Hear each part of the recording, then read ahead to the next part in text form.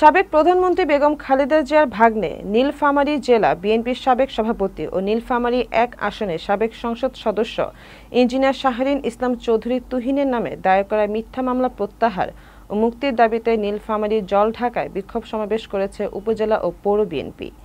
নীলফামারী প্রতিনিধি মনুজ্জামান লেবু আইটিভি বাংলাকে জানিয়েছেন, মঙ্গলবার শেষ বিকেলে জলঢাকা পেট্রোল পাম্প এলাকায় অস্থায়ী দলীয় কার্যালয় থেকে উপজেলা বিএনপির সাধারণ সম্পাদক মইনুল ইসলামের নেতৃত্বে একটি বিক্ষোভ মিছিল বের হয়ে পৌর শহরের প্রধান সড়ক প্রদক্ষিণ শেষে স্থানীয় 0 পয়েন্ট মোড়ে সমাবেশে মিলিত হয়। পৌর বিএনপির সভাপতি রশিদুল ইসলাম বাঙালির সভাপতিত্বে এই সময় উপস্থিত ছিলেন। উপজেলা বিএনপির সহ সভাপতি ও সাবেক ইউপি চেয়ারম্যান কোহিনুজ্জামান লিটন, সাংগঠনিক সম্পাদক ফিরোজুল ইসলাম শেবু চৌধুরী, পৌর বিএনপির সাধারণ সম্পাদক গোলাম সরোয়ার ভুট্টো এবং উপজেলা শ্রমিক দলের সভাপতি আমিনুর রহমান, তাঁতি দলের সভাপতি আলমগীর হোসেন, উপজেলা ছাত্র দলের আহ্বায়ক মমতাজুল ইসলাম মিঠু সহ অনেকে উপস্থিত ছিলেন।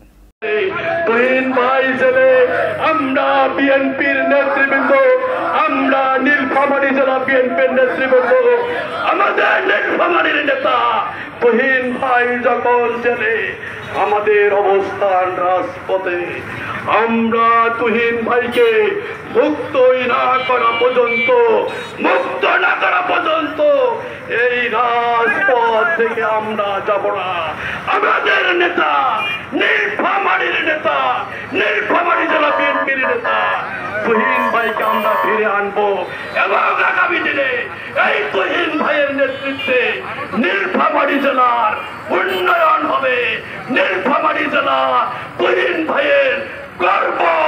এই তুহিন ভাইকে জেলখানায় এই সরকার আটকে রাখতে পারবে না। তাই আগামী দিনে এই তুহিন ভাইকে মুক্ত করার জন্য যখন যেভাবে যে পর্যায়ে যে কর্মসূচি আসবে, আপনারা বিএনপির প্রতিটি নেতা কর্মী, আপনারা তুহিন ভাইকে ভালোবাসেন, আপনারা বিএনপিকে ভালোবাসেন, আপনারা তুহিন ভাইয়ের নেতৃত্বে নীলফামারীর উন্নয়ন চান।